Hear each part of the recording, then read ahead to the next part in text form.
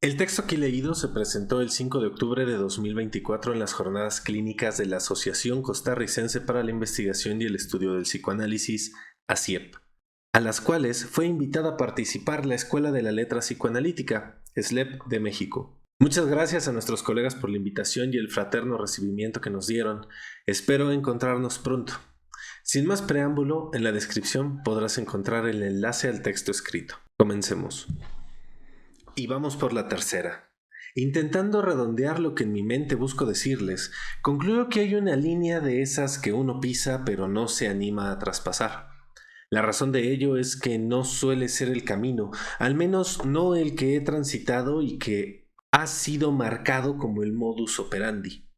El título Lógica, Estrategia y Táctica del Acto Analítico apuntaba de entrada a una propuesta de ordenamiento y formalización de la teoría, la metodología y la praxis del psicoanálisis. Me parece importante subrayar que libros como el de Echegoyen, Los Fundamentos de la Técnica Psicoanalítica, me son muy extraños. Yo fui a aprender de la teoría y la técnica directo a Freud y sigo con Lacan, a mi análisis y a mi supervisión, siendo mi constante malestar el que aquellos que ya habían recorrido el camino, ante alguna pregunta, me respondieran cualquier cosa excepto la cosa que yo pregunté.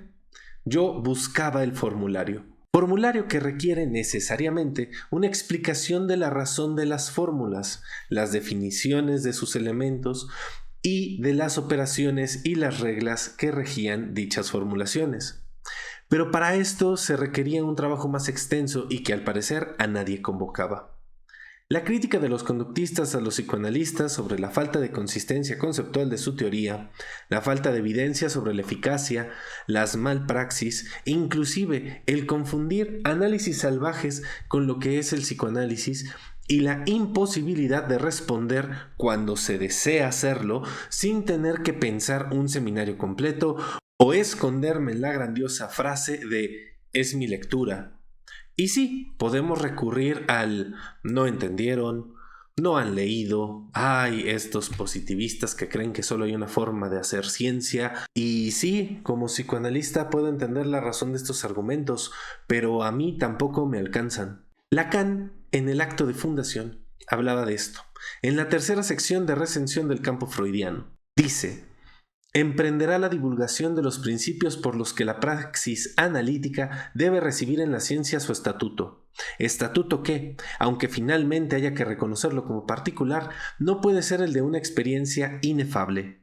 En el límite, una praxia de la teoría es requerida, sin la cual el orden de afinidades que trazan las ciencias que nosotros llamamos conjeturales quedará a merced de esa deriva política que se alza con la ilusión de un condicionamiento universal. Así pues, otras tres subsecciones: comentario continuo del movimiento psicoanalítico, articulación con las ciencias afines, ética del psicoanálisis, que es la praxis de su teoría. En estas pocas palabras, el psicoanálisis en extensión, en difusión, para ustedes, para nosotros que lo estudiamos, puede hasta ser un sinsentido porque lo estudiamos, lo sabemos, aunque no podamos definirlo y ponerle letras, pero para los demás es así. Preguntas epistemológicas básicas como ¿qué estudia el psicoanálisis? ¿Cuál es su objeto de estudio? El cual, adelanto, no puede ser el inconsciente. ¿Cómo funciona el psicoanálisis? ¿Qué hace que avance un psicoanálisis? ¿Cómo podemos nosotros y los analizantes saber que el análisis está dando frutos, que está avanzando? Adelanto que el hecho de que el otro se sienta mejor y nosotros no sepamos la causa no alcanza. Eso solo lleva a preguntarse dónde mierda estuvo el analista todo ese tiempo. ¿O es que existe el autoanálisis? No sé si esto también les ocurre a ustedes, pero cuando recuerdo que Freud tiene un texto que se llama Psicopatología de la vida cotidiana, recuerdo que la evidencia de lo que dice el psicoanálisis está ahí. Evidencias de la existencia del inconsciente como categoría conceptual necesaria del psicoanálisis están ahí. Solo hay que saberlas buscar.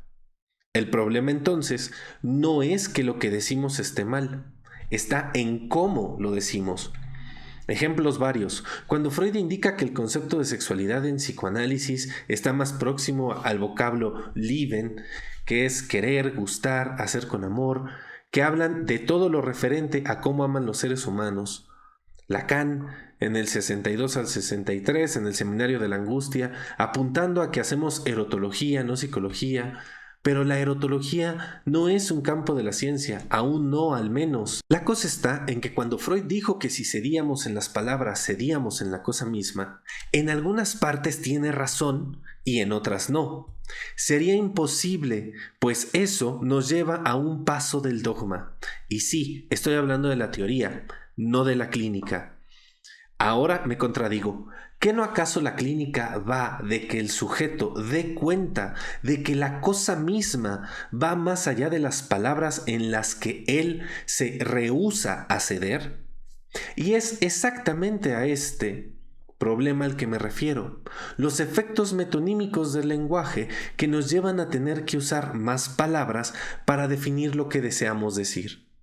Hay palabras en las que el sujeto se rehúsa a ceder, otras en las que no debe ceder y otras que hay que ceder a rehusar y rehusarlas. Espero haber alcanzado a transmitir el panorama y avanzaré porque si no, mi obsesión me lleva a una espiral sin fin en la descripción del asunto, que es innegable, me muerde, me escoce, me pone... Ya saben, ¿es el psicoanálisis una ciencia? ¿Nosotros estudiamos el inconsciente? ¿Dónde está el inconsciente? Lo descubrimos en el discurso. ¿De quién? De un sujeto. ¿Hay discurso sin sujeto? No. Entonces, ¿el psicoanálisis trabaja con el sujeto que tiene inconsciente? Tampoco, porque el sujeto es ya una producción de discurso de otro similar a él que le funge como lugar del lenguaje, como otro con mayúscula. Avanzo en otro camino. ¿La intervención del psicoanalista modifica el inconsciente? ¿Y qué es el inconsciente? Un fragmento de historia. Entonces, ¿el psicoanálisis modifica lo que ocurrió? De ninguna manera. Modifica la forma en la cual se relata esa historia. Entonces, no hacemos falta. Para eso ya están los editores y los historiadores. Si seguimos por esa línea, tendrán una clara imagen de los laberintos que se tejen en mi cabeza al respecto. Por ello, tras esta introducción, pasemos al texto que preparé para ustedes el día de hoy. Mi intención el día de hoy es establecer y dialogar con ustedes sobre lo que es y lo que se hace en un psicoanálisis. Mi pregunta general era ¿qué es lo que se hace en un psicoanálisis que logra que un sujeto avance en ese movimiento llamado acto analítico? Mientras preparaba lo que les leo en este momento, como siempre, ocurrieron múltiples momentos sin puntos de fuga que no apuntaron en la dirección que uno buscaba y que sin embargo guardaban la mayor relación con el tema. Unas 5 páginas de un largo relato de la crisis que sufre la imagen del psicoanálisis y del psicoanálisis en redes, de la beta que a uno le muerde hasta llegar a la praxis y la malpraxis, y a Aristóteles con la teoría, la poiesis y la praxis, el pensar, el crear y el hacer, según la Wikipedia. Partiendo de estos 3 campos que menciona Aristóteles, la obra de Lacan está repleta de referencias a la praxis. La poiesis no se deja de lado, pues se la pasa creando palabras, sentidos, vaciándolos, volviéndolos a llenar. Es el gato divirtiéndose con el pajarito antes de comérsela, cosa que en ocasiones no hace. El pajarito somos todos los no Lacan. Pasemos al último elemento que es la teoría. Entre los que dicen que no hay teoría ni técnica del psicoanálisis y los que sostienen que sí. Con este fin me parece necesario articular 2 preguntas. ¿El psicoanálisis qué es? Un saber, una praxis, pero en términos científicos, o mejor dicho, epistemológicos. Y aquí recurriré a un autor que aborrece nuestra mera existencia, que es Mario Bunge. El creador del cientificismo sostenía que el psicoanálisis era una pseudociencia, pues él colocaba la psicología como una ciencia natural y al desprenderse de la psicología y no cumplir con las características que él planteaba para este tipo de ciencia, pues era imposible que el psicoanálisis fuese científico. Un clavo más a la expectativa de Freud de que el psicoanálisis deviniera ciencia en los términos de su época, que hoy generalizamos como positivistas. Fue este anhelo de Freud el culpable de muchas de las críticas que hoy aún son vigentes para el psicoanálisis. Ahí donde se pretendía generalizar los resultados de un análisis, aún a pesar de haber escrito por su puño y letra que no podía ser así, por mencionar un ejemplo. Esto lleva a plantear lo que en su momento planteé como 3 problemas para la transmisión del psicoanálisis y hoy agrego para su avance y extensión. A nivel de lo imaginario, tenemos la cuestión de la transferencia, ahí donde la transferencia limita el cuestionar al saber ya establecido. Dogmatización de la religión psicoanalítica. En segundo lugar, a nivel de lo simbólico, la falta de una formalización de la teoría psicoanalítica, entiéndase esto en los términos de Thomas Kuhn, con el surgimiento de una ciencia normal, lo cual permitiría evaluar las crisis de los paradigmas al interior de nuestro conocimiento, sobre lo que sostiene el psicoanálisis, no sobre lo que sostiene a un sujeto. Y por último, a nivel de lo real, la no materialidad del inconsciente o de lo inconsciente, del cual solo podemos saber por sus efectos, pues en tanto dinámico nos ocurre, en concordancia con el principio de incertidumbre de Heisenberg, que establece que no es posible medir simultáneamente y con precisión infinita la posición y la velocidad de una partícula.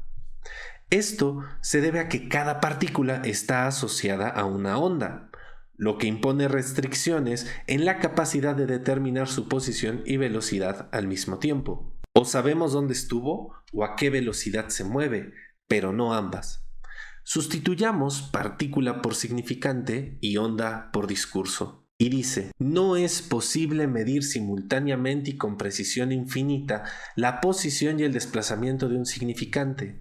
Esto se debe a que cada significante está asociado a una cadena discursiva, lo que impone restricciones en la capacidad de determinar su posición y desplazamiento al mismo tiempo. O sabemos dónde estuvo o en qué cadena se mueve, pero no ambas. Entrando en materia. Para saber qué es el psicoanálisis a nivel de la epistemología, tendríamos que definir qué estudia. No puede estudiar el inconsciente porque es imposible medirlo a diferencia de una partícula.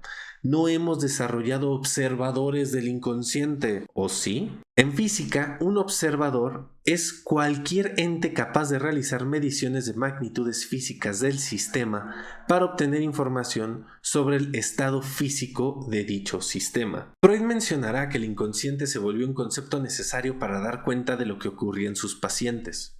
A la fecha, si uno busca cuál es el objeto de estudio del psicoanálisis, la principal respuesta es el inconsciente. Pero, ¿hay inconsciente sin sujeto? ¿Hay inconsciente en los libros que leemos? ¿Se puede modificar el inconsciente o lo que se modifica son los encadenamientos significantes que producen sujetos? Como podrán ver desde ya, el desarrollo de estos cuestionamientos no es breve, por ello me saltaré varios pasos.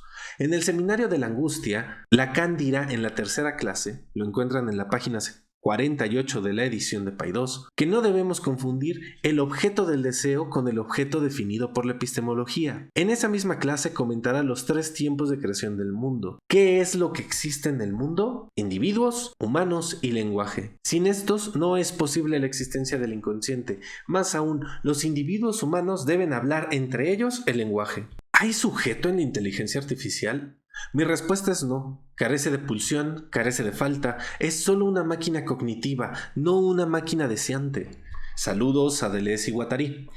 Ahí entran los psicólogos conductistas, cognitivos y los neuros. No hacen falta psicoanalistas, aún a pesar de poder pensar la inteligencia artificial con los conceptos que Freud forjó en el proyecto y en la interpretación de los sueños. Hay memoria, hay capas de procesamiento que no son lo que se muestra como resultado último. Hay limitación en la entrega de los resultados. Lo que no hay es sujeto. ¿A qué se dedica un psicoanalista en su praxis? A trabajar con sujetos, pero no con el sujeto de la gramática, como sería el del escrito o el de la inteligencia artificial, que simplemente sería un yo imaginario. Sí, en la IA podría haber yo-moi, pero no sujeto barrado. El psicoanalista trabaja con el sujeto del inconsciente, entendido como agente enunciante de un discurso de significantes encadenados que producen un lugar de existencia del que él mismo y otros pueden dar cuenta. No hay sujeto sin otros, sin lenguaje y sin inconsciente. Entonces, el psicoanálisis sería la ciencia que estudia el sujeto del inconsciente. Demos varios pasos atrás.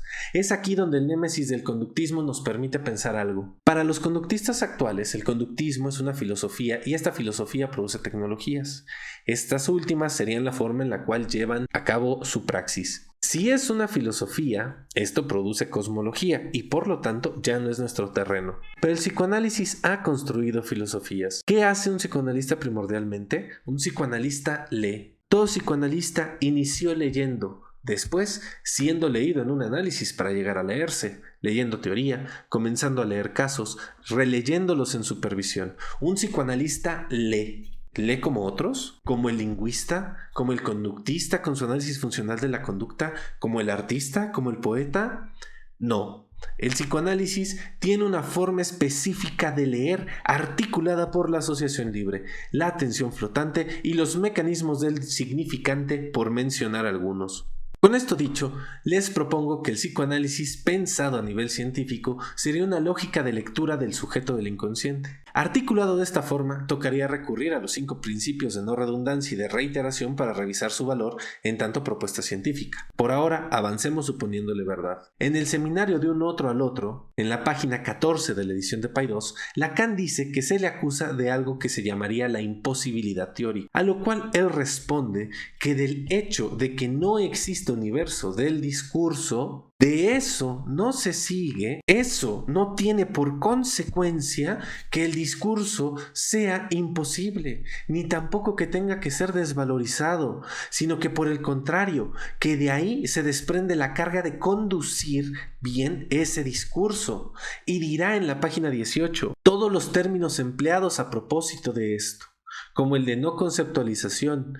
Toda mención de no sé qué imposibilidad solo designa la incapacidad de quienes los promueven. Sin duda, la estrategia con la verdad, que es la esencia de la terapéutica, no puede residir como tal en ninguna intervención particular llamada interpretación. Sin duda, en la práctica pueden hallar su oportunidad todo tipo de funciones particulares, juegos felices en el orden de la variable. Sin embargo, esta no es una razón para desconocer que solo tiene sentido si se sitúa en el punto preciso en que la teoría les da su fuerza. El psicoanálisis, como la lógica que estudia la constitución del sujeto del inconsciente en los seres hablantes, tendría una teoría que le permitiría estudiar la división subjetiva, la operatividad inconsciente, la relación con el objeto A, la sexuación, la construcción de lazos con los otros, y al mismo tiempo considerar las variables colaterales provenientes de lo real,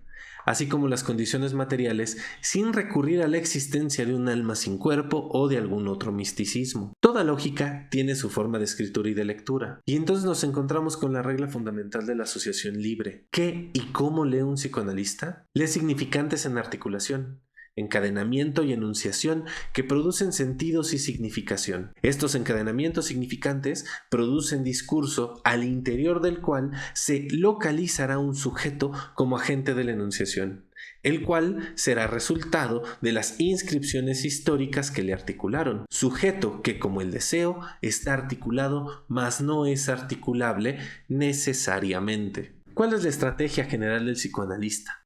En primer lugar, que el sujeto hable, como es necesario que hable para que ocurra un psicoanálisis, que asocie libremente.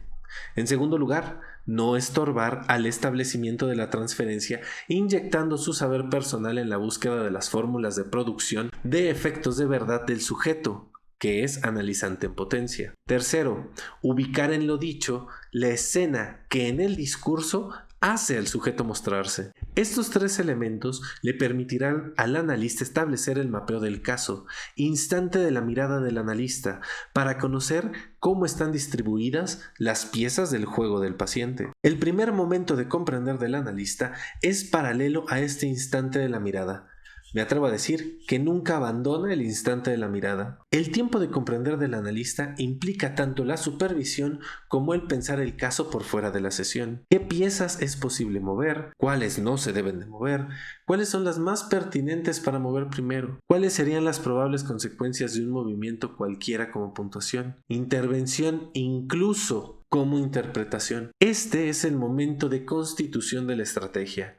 la cual sabemos se jugará en varios frentes, pues dirigimos la cura, no al sujeto. ¿Habría posibilidad de establecer estrategias generales para todos los casos? No, al menos de manera general, pero sí de manera local. Por ejemplo, cuando Lacan menciona que con el obsesivo es necesario histerizar su deseo, está planteando una estrategia local que puede replicarse en los casos de obsesión. Lo digo diferente. La estrategia depende de la estructura y la estructura aparece conforme el orden de presentación del sujeto de los significantes que le habitan. Por ello, no hay una estrategia específica a seguir en todos los casos, pero al momento de encontrar una estructura mínima específica, podemos articular cuáles son las estrategias posibles para cada caso. Que alguien hable de su madre no implica que esté hablando de un complejo de Edipo, concepto que me parece habría que nominar diferente tras su correcta formalización para salir del imaginario tan perjudicial que genera. No se trata del personaje, se trata de su función en la estructura. Por ello, la estrategia se ubica al nivel de la dirección de la cura, donde no es lo mismo analizar un síntoma que analizar una relación, que analizar una vida. Por ello, los análisis de una persona de a pie y de un analista implican horizontes diferentes. ¿Qué carajo le va a venir a importar al comerciante que perdió un amor? ¿Cuál es la estructura lógica de su atravesamiento del fantasma para hacer teoría o su imposibilidad de sostenerse a la castración? La estrategia es generalizable en tanto se establezcan sus límites, elementos implicados y alcances. Por ello es que supuestamente sabemos cómo articular y cómo desarticular los mecanismos que operan como defensa. Si se busca dar consistencia a algo, es más pertinente recurrir a la identificación que a la introducción de una diferencia. En este punto, ocurre el riesgo de algo que los conductistas llaman manualización del modelo médico estándar. Claro está que esto, en palabras de María Jesús Froxán, lo predijo Yates en 1973. Lacan lo indicaba desde el 53. Es la coordenada de la táctica la que opera como línea de vida del clínico.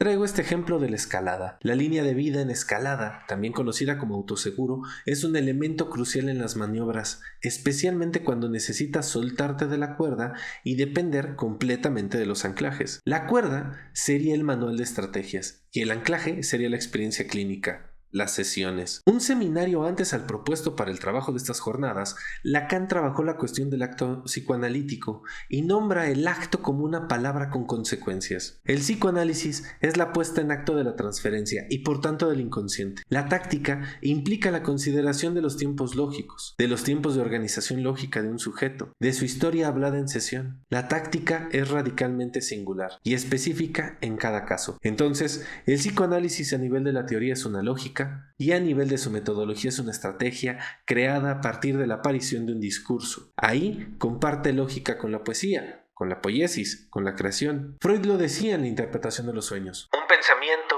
cuya expresión acaso está fijada por otras razones, influirá sobre la posibilidad de expresión de otros, distribuyéndolas y seleccionándolas, y ello quizá de antemano, como sucede en el trabajo del poeta. Si una poesía ha de crearse respetando la rima, la segunda serie de versos está atada a dos condiciones. Debe expresar el sentido que le corresponde y hallar la consonancia con los versos de la serie primera. Y a nivel de la praxis, es una táctica singular surgida de la consideración de las dos anteriores. No está de más decir que éstas deben de estar articuladas. Es otro enlace Borromeo, SRI, lógica simbólica, estrategia imaginaria y táctica real. Todas con el fin de que la palabra del sujeto tenga consecuencias, en el deseo de que éstas sean las mejores para él en relación con su deseo, no con un soberano bien impuesto por quién sabe qué creencia. Es altamente probable que varios digan: pues si todo esto ya lo sabíamos, no se ha agregado nada nuevo. Y tendrán razón,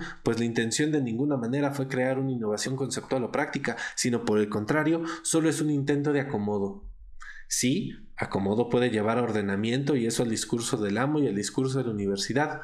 Eso no va con nosotros que somos analistas, pero aquí no estamos en sesión. ¿De qué forma podríamos llegar a utilizar los discursos como estrategia para la formación del analista o para el vínculo con otros saberes o incluso para la clínica? En definitiva, no es lo mismo dar una indicación como sujeto que como analista, pero a fin de cuentas ambas podrían ser una orden.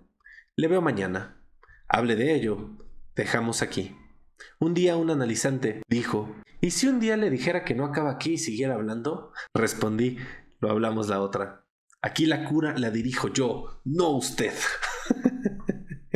Saltar al acto psicoanalítico, a la praxis clínica, requiere de una línea de vida. ¿Qué tanto hay idealismos que cortan esta línea de vida? ¿Cuánto les llevó descubrir todo esto que acabamos de nombrar? ¿No sería mejor ayudar a los que empiezan a escalar con los anclajes para que escalen más rápido, más lejos? ¿O es que todos aquí tuvieron que descubrir las fórmulas de Newton desde cero en la primaria? Última cita para pasar a lo que venimos, la cuestión clínica. Por mi parte, en esta especie de fulminación psicoanalítica a la que aquí me dedico, intento darles una letra que no se enturbie, o sea, distinguir mediante conceptos los diversos niveles de lo que está en juego en el complejo de castración. Lacan, 1957 al 58. ¿En qué se parece un suicidio a un psicoanálisis? En que no hay sujeto que salga siendo el mismo. La diferencia es que con el suicidio se cumple, se logre o no. Y con el psicoanálisis, el intento no alcanza. Lacan llegó a decir que él no recomendaría tomar un análisis a quien no tuviera claro su deseo de hacerlo. Y no solo eso, que era una estafa. Palabras fuertes viniendo de un psicoanalista. La cosa está en que uno no va a análisis por recomendación, va por decisión. Un sujeto va a análisis porque realiza el acto de demandar una sesión y acudir a dicha sesión, y para eso se necesita valor. No hay análisis cobarde, pues la cobardía es buscar una palabra sin consecuencias, una acción sin efectos, una presencia sin rastro. Por ello el suicidio no es un acto cobarde, pues es no sin consecuencias. Un análisis se mide por sus consecuencias, por las consecuencias fruto de que la palabra de un sujeto opere y tenga lugar en su existir. El sujeto silenciado en el grito mudo del suicidio suele no haber alcanzado una palabra que tenga una consecuencia en los otros, que sea escuchada, que plantee un cambio, que haga diferente, que haga nacer posibilidad. En todo psicoanálisis está en juego la vida y la muerte. Retomemos lo dicho con las consecuencias de su acto. Llega un suicida a un diván y pide un analista. El analista observa, escucha, da lugar a lo que ocurre. Pregunta por lo ocurrido, indaga en las causas, los personajes, las escenas, las historias, los recuerdos. Hace de una presencia que promueva diferencia desde el solo hecho de atender al sujeto. Dentro de este mismo tiempo, una de las tácticas importantes es insertar algo referente al tiempo de la vida. Hay más tiempo para poder decidir, para pensar. La muerte llegará, no hace falta tener prisa. ¿A qué atiende la prisa de salir, de irse? ¿De irse de dónde? ¿De abandonar qué? ¿De dejar de vivir qué? Venga, siempre hay un día más para poder matarse. Segundo frente, ubicar el deseo al interior del acto que utilizó la muerte como medio. El suicidio no es un fin en sí mismo, a excepción de casos específicos como tuvo a bien plantear Marcela Martinelli. No es lo mismo querer morir a querer dejar de vivir. El suicidio fue un medio. El último medio, la última opción para conseguir algo que fue imposible alcanzar de todas las otras maneras. Estamos dejando de lado los escenarios de impulsos que se salieron de control, las acciones delirantes, los chantajes o ajustes de cuentas, inclusive hasta los actos de autopunición. Imaginemos a alguien que por alguna contingencia de la vida acabó con la vida de un tercero y no puede vivir con aquello en lo que se ha convertido. Ese es un caso radicalmente distinto al que les estoy planteando. Me refiero en particular a aquellos casos de los exiliados, excluidos, expulsados, rechazados, violentados, silenciados por otros, de aquellos cuyo lugar de existencia para el otro es el de objeto A, pero no en cuanto objeto de deseo, sino en cuanto objeto resto a desechar, esa otra cara del deseo que sería el repudio. Ubicado el deseo y la disposición del tablero de juego, podemos empezar a plantearnos intervenciones que vayan modificando las cuestiones que son urgentes y aquellas que no lo son, dejarlas para más tarde. ¿Por qué? Pues porque parte de la dirección de la cura tendría que implicar que hay tiempo de vida para hacer que las cosas sean diferentes. Hay un después de eso que atormenta. No todo se resuelve hoy, aquí y ahora de manera tajante y expedita. La vida tiene tiempos en sucesión. La muerte, no. Podríamos seguir por este camino, pero los manuales para tranquilizar la angustia con estrategias varias ya existen para aquellos que los requieran. Oye, pero eso no es psicoanálisis. La poesía tampoco y la usamos.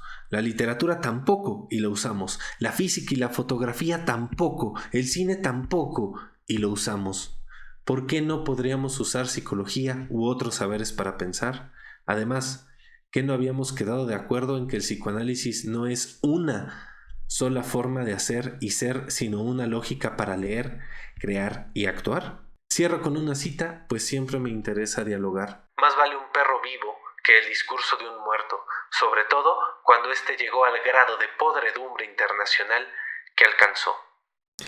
Bien, esto fue Psicoanálisis, Lógica, Estrategia y Táctica del Acto Psicoanalítico. Si llegaste hasta acá, te agradezco por el tiempo, te agradezco por tu escucha y te invito a darle like, compartir y suscribirse al canal si es que lo dicho aquí te llamó la atención, te ha sido de utilidad, y dejar en los comentarios cualquier cosa que desees puntuar para iniciar y darle consecuencia al diálogo. A fin de cuentas, este es un texto que se presentó específicamente para un colectivo de personas que se dedican al psicoanálisis. Entonces, puede ser que para alguien que no está tan acostumbrado a ciertos conceptos haya partes que sean complicadas. Entonces, no dudes en escribirlas en la cajita de comentarios e iremos respondiendo en cuanto nos sea posible. Yo soy Joaquín Pineda, esto fue Leer a la Letra, nos vemos en el próximo video.